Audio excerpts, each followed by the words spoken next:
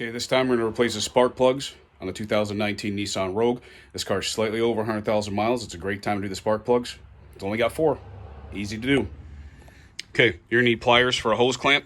I like these a lot because they have special jaws that can grab the spring-loaded hose clamps. If you don't have the special pliers, at least get some needle nose or however you would squeeze one of the spring-loaded clamps. You need a 10 millimeter on a ratchet. You will need a 6-inch 3/8 drive extension, and you will need a 14 millimeter spark plug socket. Okay, this is the first time I'm using a 14 millimeter spark plug socket, but that's what you need. I'm going to give you links for the pliers and a socket, and then I strongly recommend you use original equipment spark plugs anytime you do spark plugs. Someone that gets paid a lot of money to be an engineer specs out the correct spark plugs.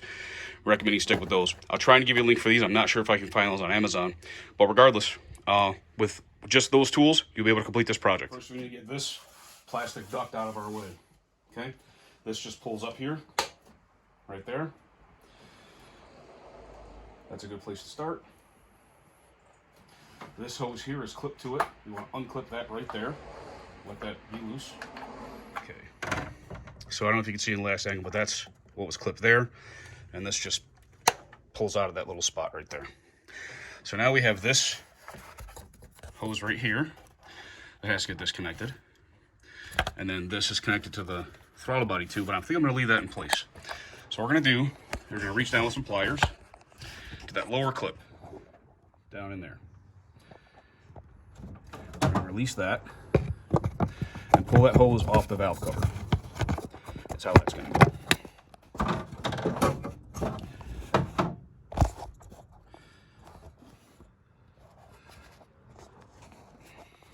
So now I got the clip removed.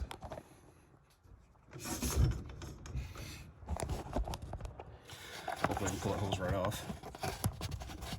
Yep. So you see that hose is removed now, right there.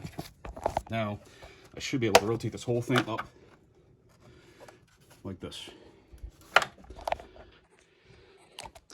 Should we rotate the whole thing up like this? So what I'm going to do, let's see, this is also connected underneath here. Give this a firm pull.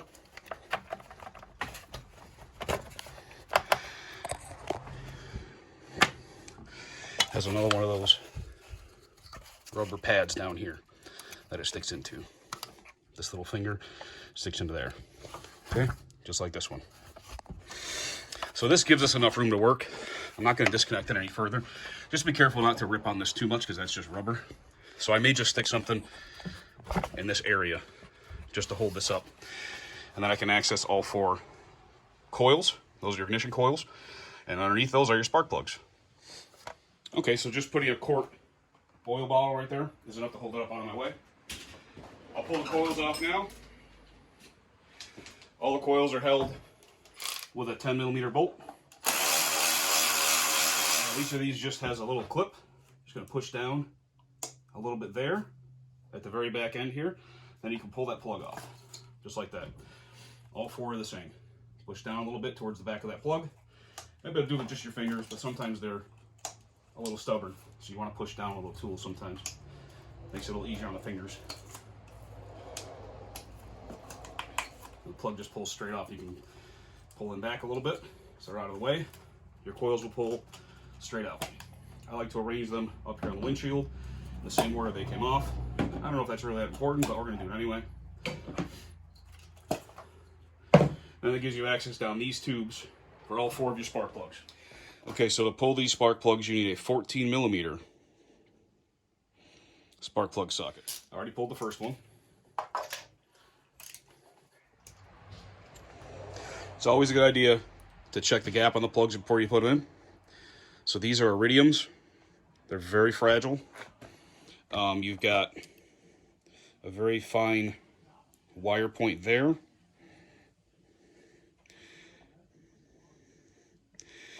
And then in the bottom of the electrode, there's also a tiny point there. Okay, so you want to do this very gently. These are supposed to be gapped to 44 thousandths. These are gapped very nicely to 44 thousandths. Be very careful not to damage that electrode when you're doing this. Use very fine pressure.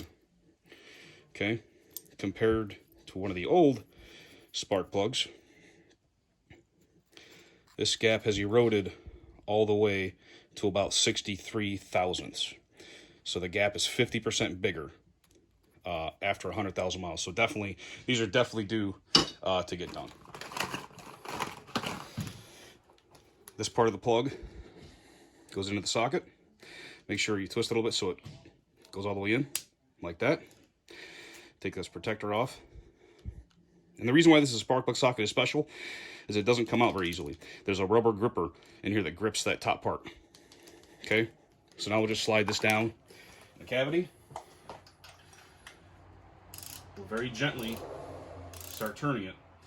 If you feel any tension right now, then you're putting it in crooked. You need to stop and twist it back out again. This should be very easy. In fact, once you get it started, you should be able to twist this by hand, at least most of the way in. As long as it's going in smoothly like that, then you're doing good. It will bottom out eventually.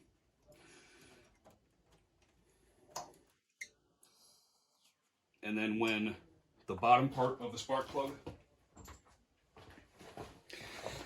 when this part of the spark plug here, there's a crush washer, that's going to contact the top of the head. Then you're going to want to feel it make contact, right? You can feel it start to tighten up quite a bit. Then you want to give it 1/4 turn. Okay? And that's good enough. So I'll continue with the rest of those, and then we'll be good to go. Now we're ready to put the coils back on. What I'm going to do here, just going to put a little bit of dielectric grease right here. And we'll do that for each one of these coils. Install the 10mm bolts. Don't want to tighten these too much. You're tightening them into a metal threaded insert that is molded into plastic. If you break those, you're replacing the whole valve cover then. So we'll plug these back in. We'll wait to hear the click. Beautiful. So now I get this bottle out of here. So now we can, so we have to do at the same time is we gotta get this little hose here that we disconnected earlier, pressed back on to that tube. At the same time, we're gonna line up these two pegs. Okay.